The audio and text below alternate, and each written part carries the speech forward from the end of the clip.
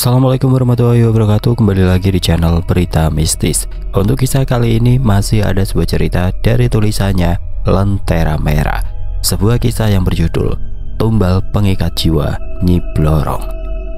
Sebelum kita lanjut ke ceritanya, tekan dulu tombol like video ini dan jangan lupa tekan juga tombol subscribe channel ini. Nyalakan juga lonceng notifikasinya agar tidak ketinggalan cerita-cerita lainnya. Dan seperti apa untuk kisah kali ini? Langsung saja kita masuk ke ceritanya.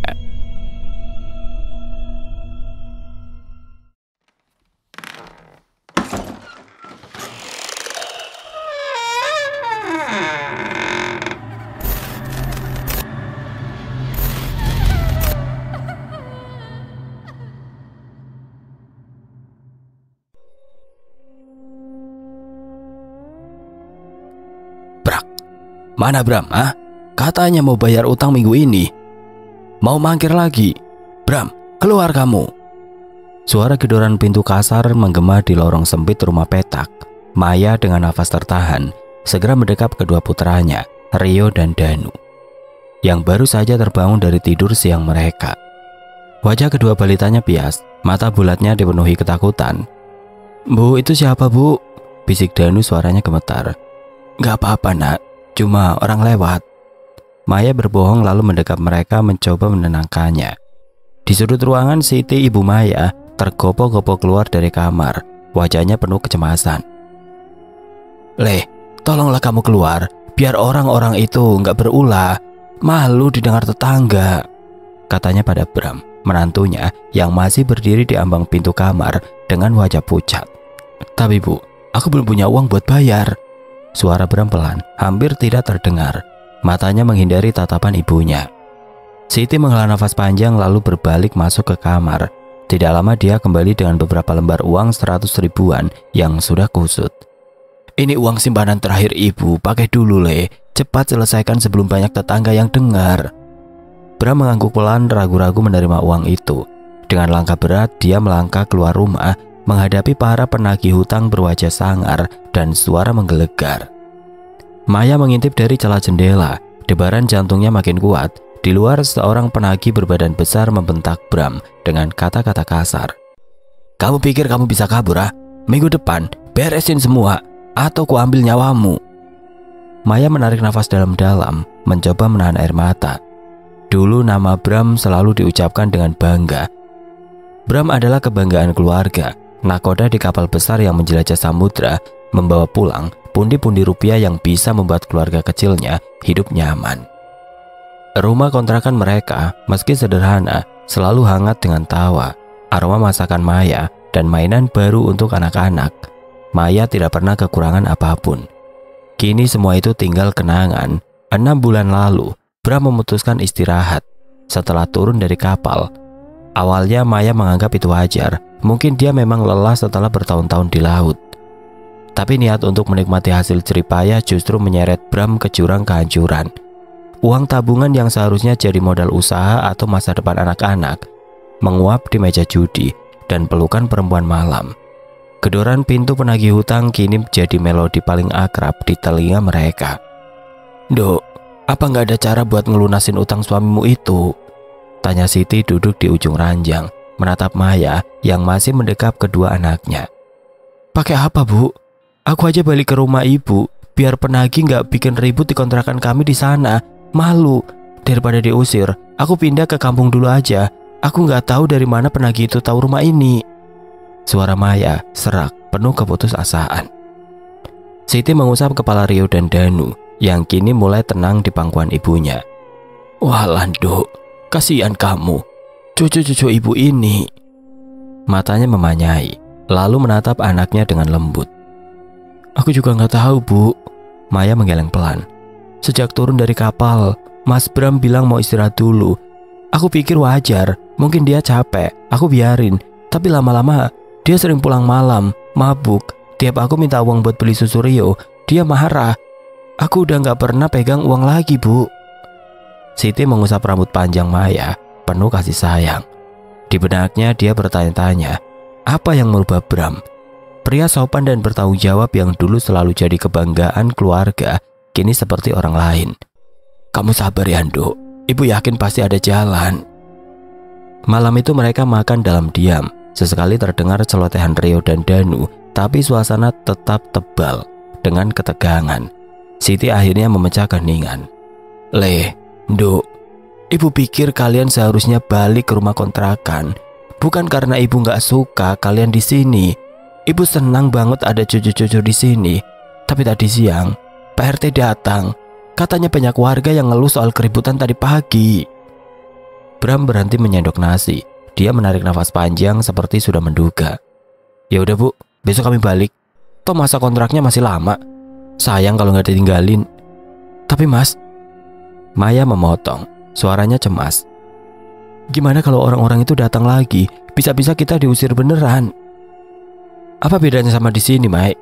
Bram menjawab nadanya tajam. Kamu gak dengar tadi Ibu bilang? Warga di sini juga udah gak nyaman sama kita. Maya terdiam. Kebenaran kata-kata Bram seperti tamparan. Dia menunduk, dadanya sesak. Siti yang melihat anaknya berlinang segera mendekapnya. Sabar Nduk, besok kalian balik. Ibu bantu siapin.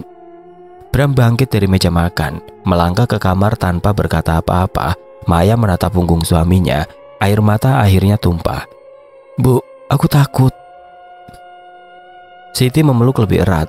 Ibu tahu Nduk, tapi ibu punya sesuatu buat kamu. Dia melepas pelukannya lalu bangkit, masuk ke kamarnya dan kembali dengan sebuah kain usang yang dibuka perlahan. Di dalamnya ada gelang emas tua dengan ukiran klasik yang cantik berkilau samar di bawah lampu. Ini warisan dari nenek Munha. Beliau selalu bilang, jaga baik-baik ini. Ini bukan cuma perhiasan, tapi lambang perjuangan dan harapan keluarga kita, kata Siti. Suaranya melembut namun penuh keseriusan. Kamu boleh menjualnya jika memang sudah terpepet dan tidak ada jalan lain. Tapi karena ini warisan, ibu berharap kamu bisa menjaganya dengan baik. Jangan ceritakan pada suamimu. Maya menatap gelang emas itu, merasakan sentuhan kenangan dan kasih sayang dari nenek dan ibunya. Ini, terima kasih Bu, aku akan jaga dengan baik. Hari-hari pertama setelah kembali, hal aneh terjadi. Maya merasakan ada yang salah. Aroma melati memuakan kadang muncul, disusul bau anyir seperti darah. Semakin hari gangguan itu makin nyata. Suara langkah kaki berat terdengar dari loteng atas saat semua orang ada di bawah. Bu, itu siapa jalan-jalan di atas? Tanya Rio, matanya bulat penuh ketakutan. Gak ada nak, mungkin angin, jawab Maya meski suaranya gemetar. Dia menoleh ke tangga yang gelap, merasa ada sesuatu yang mengintai dari atas. Malam-malam berikutnya semakin mencekam. Yang membuat aneh, Rio si sulung sering terbangun menangis, menunjuk ke pojok kamar. Bu, Bude itu lagi. Dia di atas lemari ngeliatin aku terus. Matanya merah banget, aku takut, katanya. Tubuh kecilnya menggigil. Maya segera memeluk erat dan berdoa dalam hati. Gak ada apa-apa nak, kamu mimpi buruk, bisik Maya. Meski dia sendiri tidak yakin, dia menoleh ke pojok kamar dan sesaat dia seperti melihat siluet berambut panjang yang lenyap begitu dia berkedip. Namun teror dari dunia lain itu masih bisa Maya tahan dibandingkan kenyataan hidupnya bersama Bram. Suaminya makin tidak terkendali. Bram sering pulang larut, bau alkohol dan parfum murahan menempel di bajunya. Mas, dari mana saja? Anak-anak butuh susu, belanja udah habis, tanya Maya suatu malam, suaranya penuh harap. Diam kamu, uang terus. Kenapa yang kamu bicarakan uang terus, ah? Kamu gak lihat aku baru pulang, bentak Bram, matanya merah menyala. Amarahnya kini tidak terbendung lagi. Ia mengobrak-ngabrik isi rumah, menjatuhkan bingkai ke foto lantai hingga pecah, membalik beberapa kursi, membuat kondisi rumah menjadi sangat kacau. Maya menjerit, segera masuk ke dalam kamar dan mengunci pintu. Dia memeluk anak-anaknya, menutup telinga mereka. Esoknya pemandangan yang menghancurkan hatinya terjadi. Suara motor menderu di depan rumah. Maya mendongak. Bram turun dari motor dan di belakangnya seorang wanita dengan pakaian minim, rambut pirang tergerai. Dengan tawa centil, wanita itu memeluk lengan Bram, berkata manja. Mas, yakin gak apa-apa? Mbak Maya gak bakal marah lihat Sinta. Tenang aja, kalau dia berani ngomong, aku yang beresin, jawab Bram. tersenyum lebar. "Kamu lapar kan? Istriku masak enak. Kita makan dulu. Nanti jalan lagi." "Beneran? Oke deh. Sinta ikut aja, apa kata Mas Bram?" Wanita itu terkikik, mengabaikan Maya yang berdiri di sana. Maya terpaku di ambang pintu, tangannya gemetar. Bram masuk, melengos begitu saja. "Kamu masak apa, Mai? Cepet siapin. Kita ada tamu," katanya seolah membawa wanita lain ke rumah mereka adalah hal biasa. Maya tidak menjawab. Semalam Rio dan Danu kembali diganggu Bude, membuat Maya tidak tidur semalaman. Karena kelelahan itulah dia memilih untuk diam, tidak punya tenaga untuk berdebat. Dengan hati remuk dia menyiapkan makanan. Bram dan Sinta makan dengan lahap, tertawa mesra, mengabaikan Maya yang berdiri di sudut seperti hantu. Setelah puas mereka pergi tanpa sepatah kata terima kasih, meninggalkan piring kotor yang bertumpuk. Sejak itu Bram tidak lagi menyembunyikan perselingkuhannya. Ponselnya sering bergetar dengan panggilan dari sayangku yang jelas bukan Maya. Bahkan beberapa kali dia terang-terangan pulang dengan Sinta. Suasana rumah pun menjadi lebih panas. Teriakan dan perkelahian jadi rutinitas. Suatu hari seharian Danu bertingkah aneh. Dia tidak mau lepas dari gendongan Maya, membuat Maya sulit untuk bergerak. Saat ia terpaksa meninggalkannya sebentar untuk ke toilet, Danu menangis dengan kencang, membuat Maya frustasi hingga malam tiba.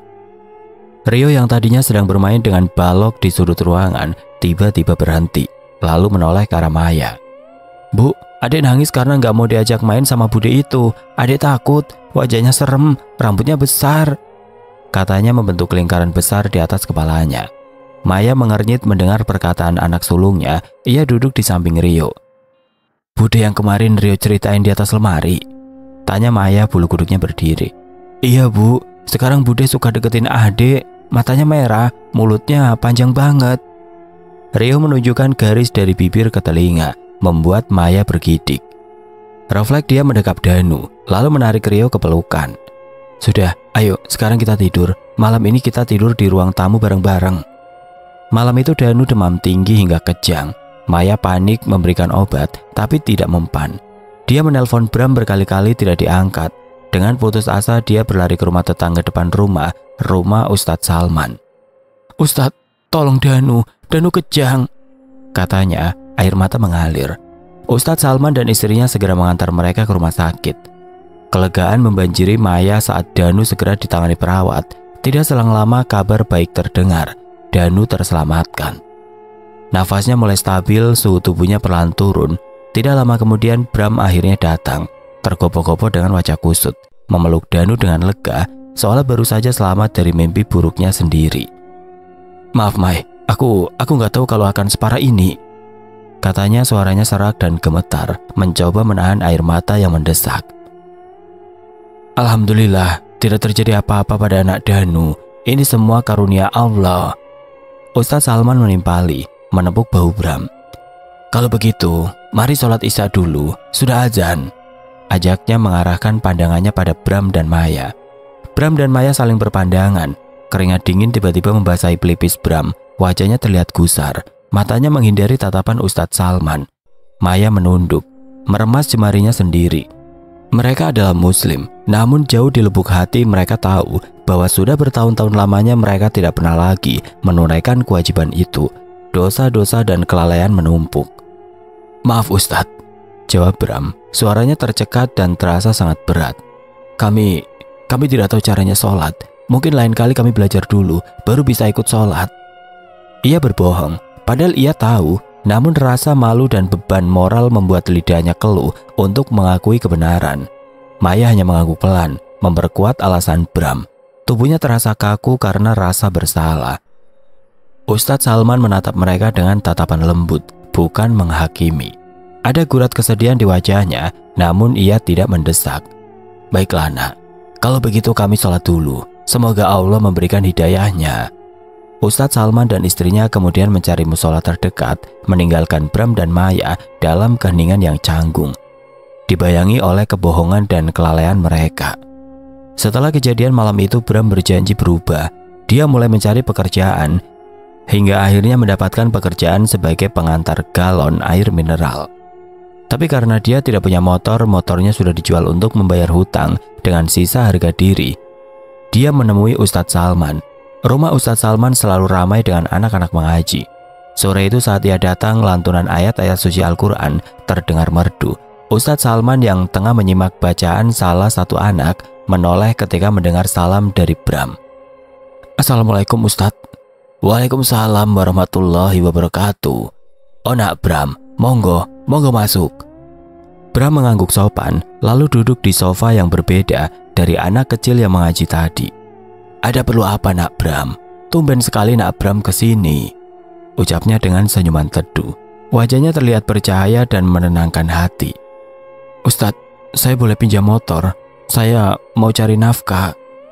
Ustadz Salman dengan senyumnya yang tidak lepas mengiyakan, meminjamkan motor tanpa banyak tanya. "Alhamdulillah, semoga Allah mudahkan jalanmu nak Bram," ucap Ustadz Salman sebelum akhirnya Bram berpamitan pulang membawa sepeda motor milik Ustadz Salman. Tapi niat baik Bram selalu kandas. Setiap kali mengantar galon ada saja yang membuat galonnya jatuh dan pecah, membuatnya harus ganti rugi, alih-alih mendapatkan upah, atau ia merasa pandangannya kabur, tubuhnya lemas. Sampai rumah pun ia juga merasa kejanggalan. Terkadang di balik jendela kamarnya dia sering melihat bayangan hitam besar melintas atau mendengar desisan panjang yang membuatnya merinding. "Mai, kamu dengar suara apa tadi?" tanyanya suatu malam, wajahnya pucat. "Suara apa Mas?" Maya menjawab, meski dia sendiri merasa hawa dingin menyusup ke tulangnya. Tapi ia tidak ingin membuat suasana rumah menjadi lebih menakutkan, begitu juga dengan Bram. Mendengar jawaban dari Maya, Bram memilih bungkam, tidak meneruskan percakapannya. Frustasi Bram memuncak, menyesakan dadanya seperti tali yang mencekik. Utang rentenir menumpuk, ancaman penagih tidak lagi sekedar kata-kata. Seperti sore itu saat mengantar galon ke rumah pelanggan, dua pria berbadan besar menghadangnya di gang sempit. Wajah mereka beringas, tato naga melilit lengan kekarnya. "Mana duit Bram? Minggu ini harus lunas, sama bunganya," bentak yang satu, matanya menyala. Bram mengangkat tangan, tubuhnya gemetar. Saya belum gajian, belum pegang apa-apa bang." "Lagi-lagi alasan." Pria lain mencengkeram kerahnya, menariknya hingga nyaris terangkat. Pukulan mendarat di perutnya, keras, membuatnya tersungkur. "Besok gak ada duit, kita bakar rumahmu." Bram pulang malam itu dengan babak belur, ditambah perut kosong akibat belum makan sejak pagi. Wajahnya bengkak, bibirnya pecah. Maya memandangnya dari ambang pintu tapi tidak berkata apa-apa. Rio dan Danu sudah tidur. Wajah polos mereka tidak tahu ayah mereka baru saja direndahkan seperti binatang. Bram duduk di kursi, menatap lantai. "Hidup gini gak bisa terus, Mai." Suaranya serak. Maya hanya diam, tidak tahu harus menjawab apa. Dalam keputusasaan yang melilit, Bram teringat obrolan dengan Budi, teman lama yang dulu sama-sama terpuruk di kampung. Beberapa hari lalu, saat ia mengantar galon ke rumah salah satu pelanggan, ternyata itu adalah rumah baru Budi. Rumahnya mewah, mobilnya mengkilap di garasi, tidak hanya satu, tapi berjejer 3 mobil, membuat Bram takjub. "Apa rahasia kamu, Dik?" tanya Bram waktu itu. Budi hanya tersenyum samar, matanya menatap Bram tajam. "Adalah, habis naik gunung di kota es, dapat rezeki," katanya pelan, lalu mengalihkan topik. Kata-kata itu kini menghantam Bram seperti petir, jalan pintas, solusi instan. Malam itu diam-diam Bram mencari tahu di ponselnya. Internet penuh cerita tentang Gunung K, tempat ritual pesugihan yang menjanjikan kekayaan dengan harga mengerikan. Sebuah forum juga menyebut nama itu dengan komentar penuh takut dan kagum. Pikiran Bram sudah terlalu gelap untuk memikirkan resiko, dia hanya butuh jalan keluar sekarang. Keesokan harinya dengan uang hasil menjual cincin kawinnya secara diam-diam, Bram nekat berangkat ke Karanganyar. Perjalanan terasa panjang, udara pegunungan dingin menusuk tulang, pepohonan pinus menjulang seolah mengawasi langkahnya. Semakin dekat ke Gunung K, hawa mistis semakin terasa, membuat bulu kuduknya berdiri. Sesampainya di kaki gunung, seorang pria tua menyambutnya, seakan kehadirannya telah dinanti. Padahal sebelumnya Bram belum menghubungi siapapun. Wajahnya yang keriput, matanya tajam seperti elang, dengan ikat kepala dan pakaian serba hitam, cincin bermata besar terpasang di jari tengah dan manisnya. "Ini pasti Mbak Karto, kuncinya," ujar Bram dalam hati. Sebelumnya saat ia membaca forum di internet, ada yang menyebutkan ciri-ciri kuncen alias juru kunci yang akan ditemui di kaki gunung. Orang ini mirip dengan ciri-ciri yang disebutkan. Kau datang untuk kaya. Berapa yang kau butuhkan? Tanya Mbak Karto, suaranya serak tanpa basa-basi. Bram mengangguk, nyalinya menciut. Iya Mbak, saya butuh 150 juta untuk membayar hutang. Saya nggak punya jalan lain. Harga yang harus dibayar mahal, lanjut pria itu menatapnya dalam-dalam. Kamu harus bertapa 7 hari 7 malam, membersihkan jiwamu dari keraguan. Setelah itu barulah kamu bisa bertemu dia. Bram menelan ludah. Siapa dia? Mbak Karto tidak menjawab, hanya menyeringai tipis. Ikut aku. Pria tua itu membawa Bram menyusuri setapak menanjak, dikelilingi hutan pinus yang bisikannya terdengar seperti ratapan. Mereka berhenti di depan gua kecil, tersembunyi di balik semak dan batu lumut. Mulut gua sempit, aroma tanah basah dan lembab menyergap. Di sini kau bertapa. Tidak makan, tidak minum, tidak tidur, tidak bicara. Jiwamu harus kosong. Hanya niat kekayaan, melanggar perjanjian batal. 7 hari ngeblank? Tanya Bram, suaranya gemetar. Mbak Karto mengangguk. Apa kau siap melakukannya hari ini? Bram terdiam sebentar. Ia memang sudah membawa beberapa syarat yang telah ia baca di forum internet. Tapi nyalinya tiba-tiba menciut.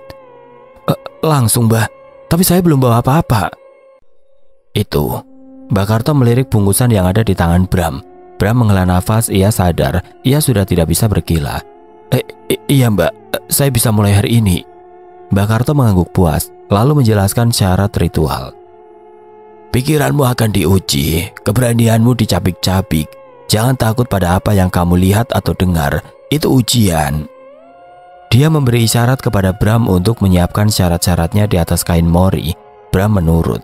Ia meletakkan sesajen, bunga staman, kemenyan, dan darah ayam cemani di mulut gua. Mbak Karto kemudian memberikan sepasang pakaian hitam. Ganti pakaianmu dengan ini. Lagi-lagi Bram hanya bisa menurut.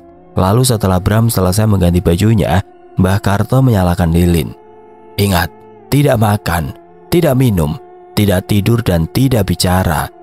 Setelah 7 hari aku akan kembali kemari membawakanmu makanan dan menjemputmu.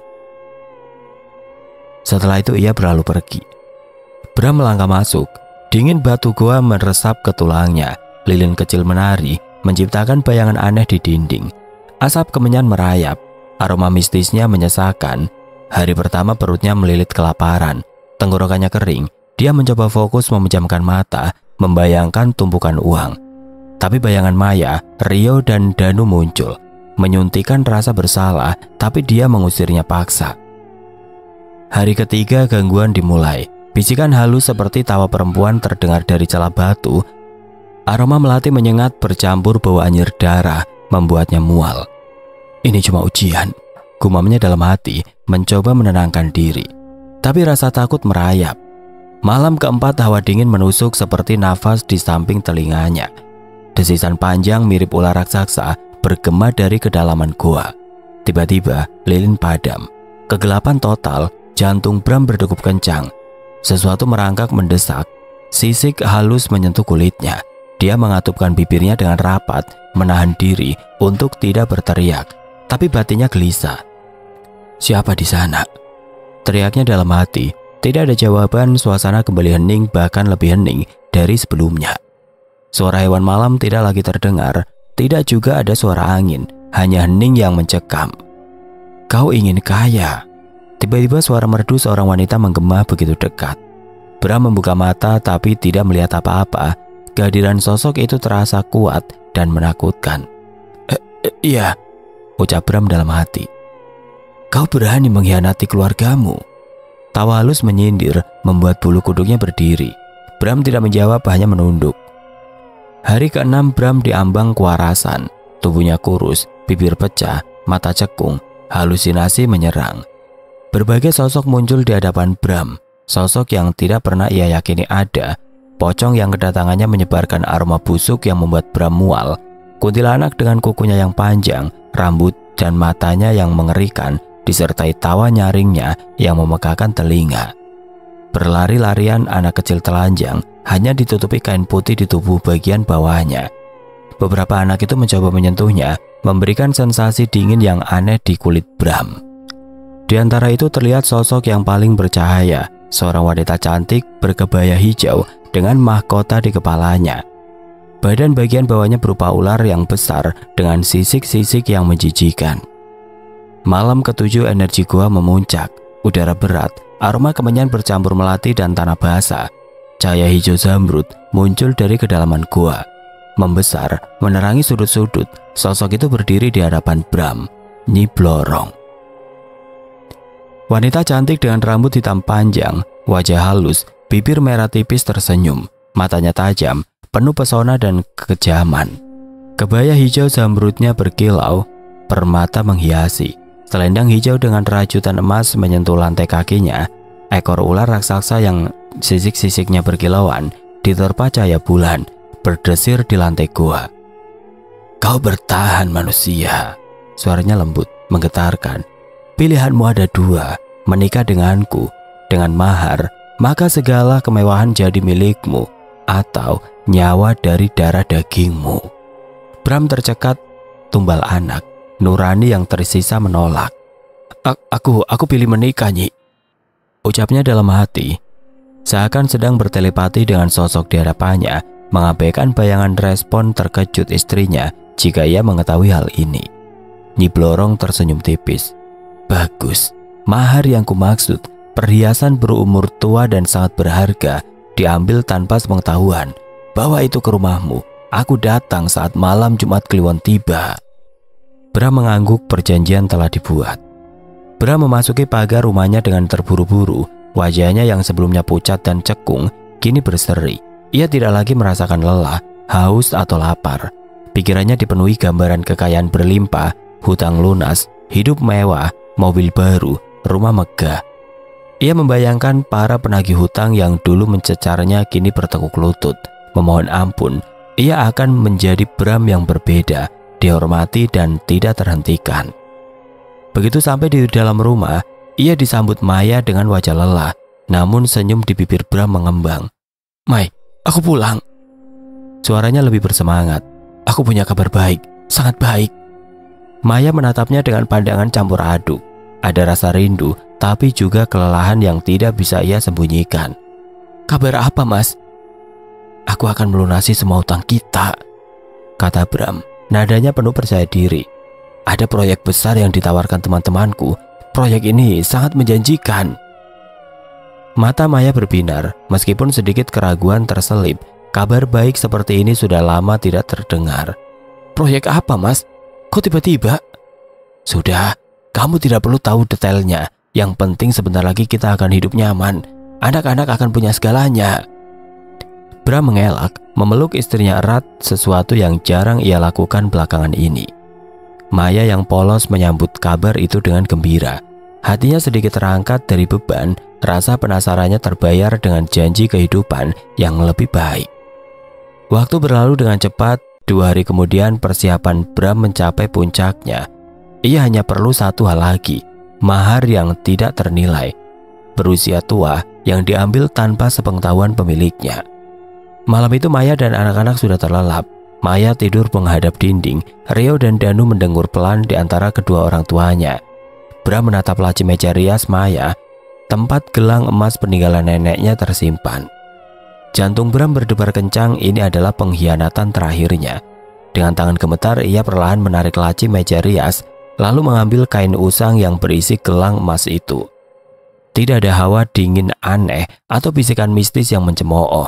Hanya suara detak jantungnya sendiri yang menggila dan rasa bersalah yang menusuk hingga ulu hati. Pagi harinya saat Maya sedang membuka laci meja riasnya, ia merasakan ada yang aneh. Kain usang berisi gelang emas yang ia simpan di sana tidak terlihat. Ia segera mencari kain yang hilang itu. "Mas, kamu lihat kain putih lusuh?" tanya Maya, suaranya sedikit panik. Bram pura-pura terkejut. "Kain putih apa? Buat apa?" Maya terdiam, dia lupa kalau ia tidak menceritakannya pada suaminya karena permintaan ibunya.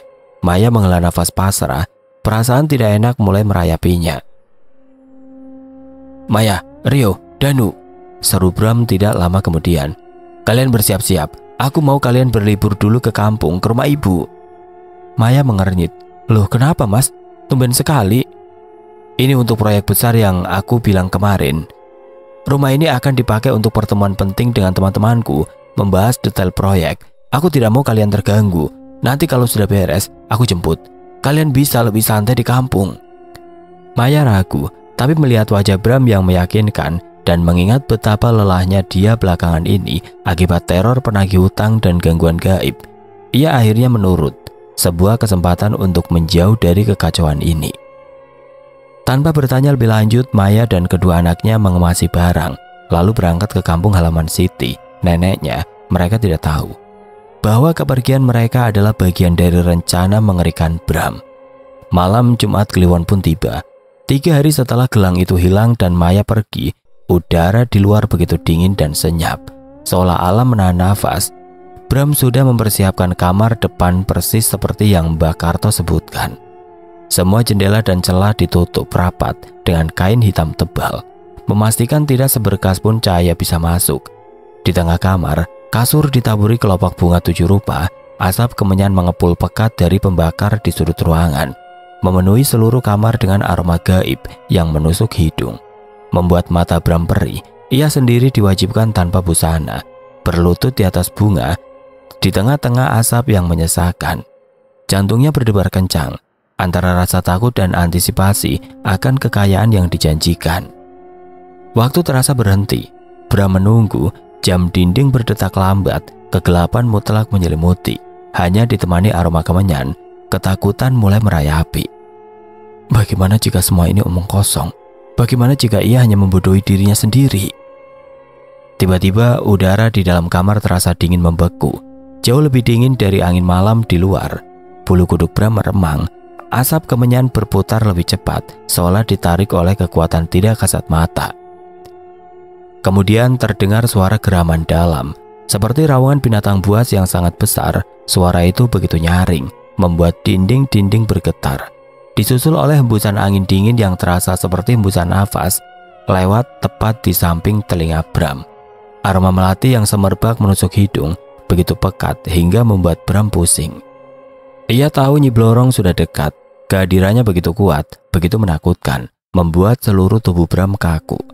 Suara geraman itu semakin menggelegar, makin dekat. Aroma melati makin menyengat.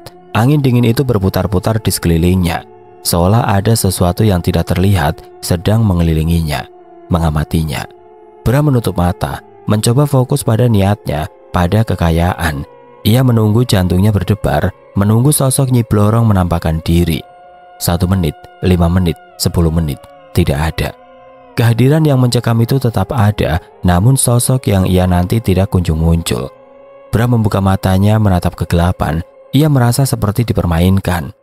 Rasa dingin, aroma melati, geraman, semuanya berputar di sekelilingnya. Tapi Nyi Blorong tidak menampakkan wujudnya. Kegelisahan mulai menyergap. Kemudian sayup-sayup dari kejauhan terdengar suara.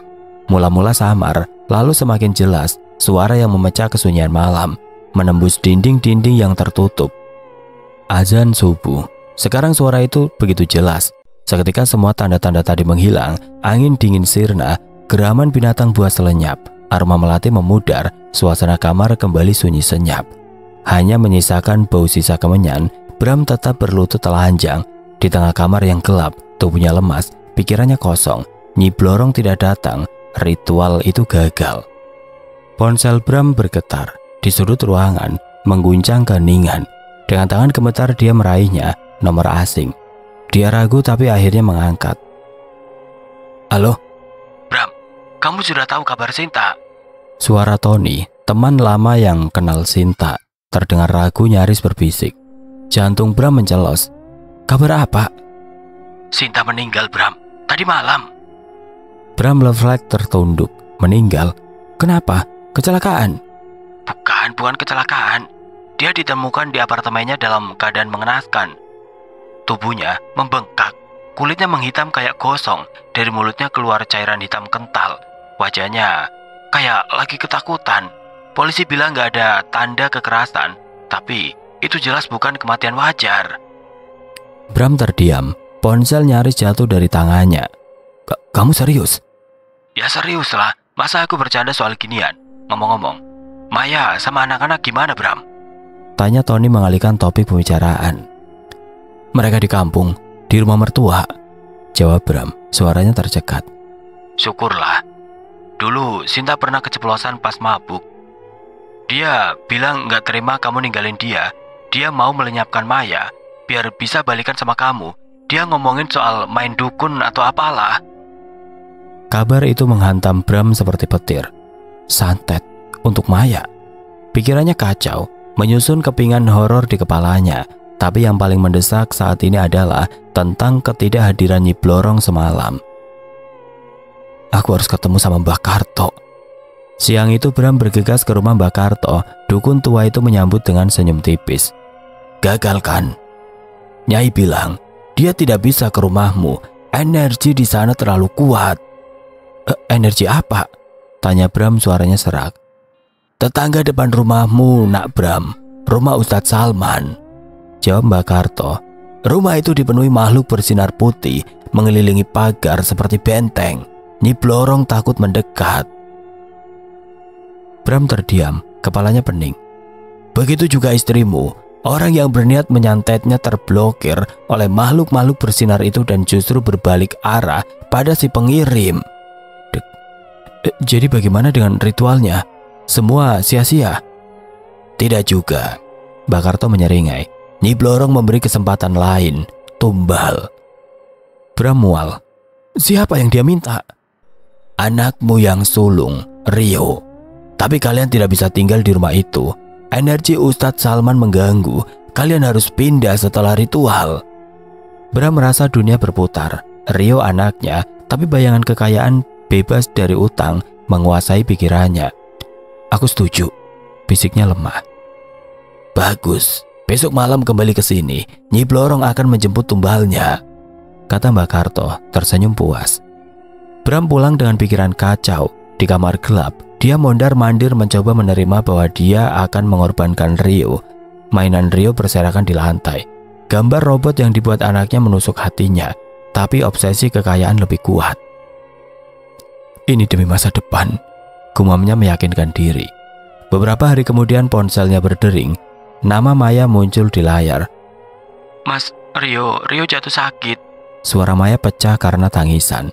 Bram menahan nafas. Sakit apa, Mai? Badannya kurus kering tiba-tiba, Mas. Bibirnya pecah. Nafasnya sesak kayak dicekik, sekujur tubuhnya penuh lebam biru kehitaman. Dukun kampung bilang ini bukan penyakit biasa. Katanya, tapi aku tidak percaya. Maya terisak. Bawa Rio ke rumah sakit. Bram tahu. Ini pasti ulah Nyi Blorong yang sedang mengambil tumbalnya. Jiwanya bergidik, tapi ada kepuasan mengerikan. Aku nggak punya uang, Mai. Aku lagi nggak di kota. Mas, dia anakmu, sekarat. Maya histeris. Bram tidak tahan. Akhirnya dia memutuskan untuk kembali ke kampung malam itu. Sesampainya di rumah Siti, suasana mencekam. Maya terduduk di samping Rio yang terbaring di ranjang bambu.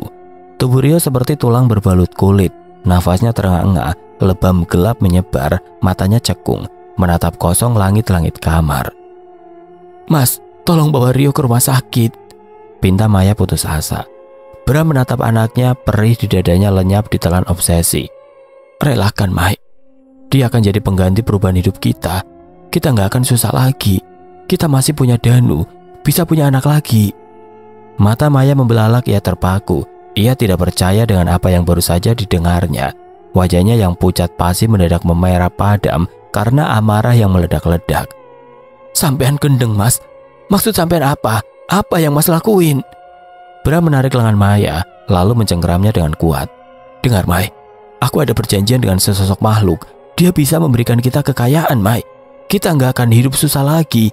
Kita bisa kaya dulu lagi, Mai. Seketika Maya terdiam, dia menatap Bram dengan tatapan ngeri. Mas menumbalkan Rio, anak kita, darah daging kita, Mas. Kamu benar-benar iblis. Suaranya tercekat. Mai. Maya buru-buru menggelengkan kepala, air matanya mulai menetes. Ia berontak berusaha melepaskan diri dari cengkeraman suaminya. Tidak, Rio anak kita, gak bisa ditukar. Wajahnya memerah amarah. Ambil aku, tukar dengan aku, biarkan anak-anakku hidup. Tiba-tiba angin dingin menderu dari jendela terbuka, menerbangkan dedonan kering. Desisan panjang memenuhi ruangan. Aroma melati menyengat, bayangan hitam besar melintas di langit-langit. Dari sudut kamar, siluet wanita berkebaya hijau muncul. Wajahnya tidak secantik seperti saat Bram pertama kali melihatnya di goa. Kini wajahnya dipenuhi sisik mengerikan menjijikan dan berkilau keunguan seperti daging busuk. Matanya memerah, pupilnya vertikal tajam seperti mata ular piton yang lapar. Tubuh bagian bawahnya seperti ular raksasa berlendir yang bergerak lambat, mengeluarkan suara decakan mengerikan. Setiap kali sisik-sisik tebalnya bergesekan dengan lantai, suara desisannya nyaring dan mengintimidasi. Seakan raungan predator yang siap memangsa korbannya mengunci pandangannya pada Maya. Nyi Blorong tersenyum tipis. Senyum itu menampilkan taring-taring kecil yang tajam. "Pengorbanan tulus selalu aku terima." Suaranya merdu tapi menggelegar penuh kuasa. Maya memeluk Rio erat, memejamkan mata. Nyi Blorong mendekat, mengangkat tangan berkuku panjang, menyentuh kening Maya. Tubuh Maya bergetar hebat, kulitnya menghitam dari dahi, menjalar ke wajah dan leher. Matanya memutih, buih hitam keluar dari mulut. Erangan tertahan terdengar, seolah jiwanya ditarik. Maya ambruk, kaku, wajahnya menghitam, matanya kosong. Bram mematung lumpuh. Pagi hari itu saat matahari bersinar terang, tubuh Rio tiba-tiba bergerak. Nafasnya mulai teratur, lebam-lebam di tubuhnya memudar perlahan. Dan matanya mulai terbuka, menatap sekeliling dengan bingung. Bram terperangah, Rio sembuh total. Sebagai gantinya, kekayaan mulai mengalir deras tidak terbendung. Hutang-hutang rentenir lunas dalam semalam. Para penagih hutang yang dulu mengejarnya kini datang dengan wajah tunduk, memohon belas kasihan. Rumah mewah terbeli dalam hitungan hari, mobil-mobil mewah berjejer di garasi. Apapun yang Bram inginkan terpenuhi dengan mudah. Namun kekayaan itu datang dengan harga yang tidak terbayar. Siti mertuanya yang menyaksikan kematian Maya dan tahu persis kebejatan Bram menahan kedua cucunya. Ia bersumpah tidak akan pernah menyerahkan Rio dan Danu kepada Bram yang telah menjadi pembunuh istrinya sendiri. Kini Bram hidup sendiri di istana megah, hampa, tidur di ranjang empuk tanpa senyum Maya, makan di meja makan besar tanpa celotehan Rio dan Danu. Kekayaan yang ia damba-dambakan kini terasa dingin dan kosong. Setiap malam bisikan penyesalan dan bayangan wajah Maya yang menghitam di detik-detik terakhirnya selalu menghantuinya. Ia mulai kehilangan akal sehat. Setiap malam jeritan Maya, buih hitam dari mulutnya dan mata yang terbelalak kosong memenuhi otaknya. Ia melihat bayangan Maya di setiap sudut rumah, mendengar bisikan namanya di lorong-lorong sepi. Ia mencoba tidur tapi setiap kali memejamkan mata, wajah Nyi Blorong yang menjijikan dengan mata reptil dan sisik berlendir itu muncul, diiringi desisan panjang yang menertawakan kehancurannya.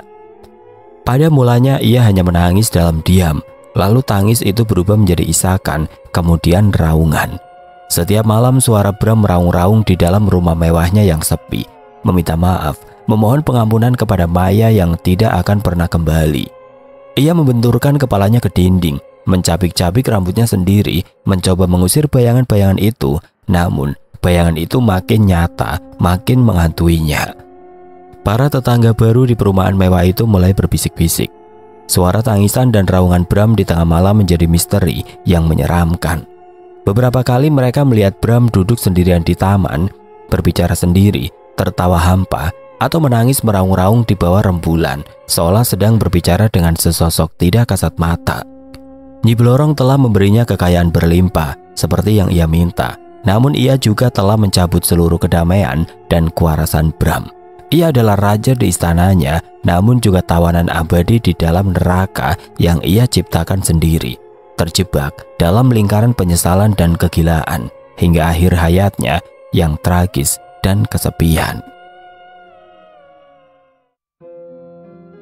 Oke teman-teman, sekian untuk kisah kali ini. Bagaimana menurut kalian tentang kisah ini? Tulis komentar kalian di kolom komentar. Dan semoga apa yang sudah saya bagikan dalam kisah ini dapat dijadikan pembelajaran untuk kita semua. Dan buat teman-teman yang baru bergabung, jangan lupa untuk like, comment, share, serta subscribe channel ini. Dan jangan lupa nyalakan juga lonceng notifikasinya agar tidak ketinggalan cerita-cerita lainnya. Dan akhir kata, wassalamualaikum warahmatullahi wabarakatuh.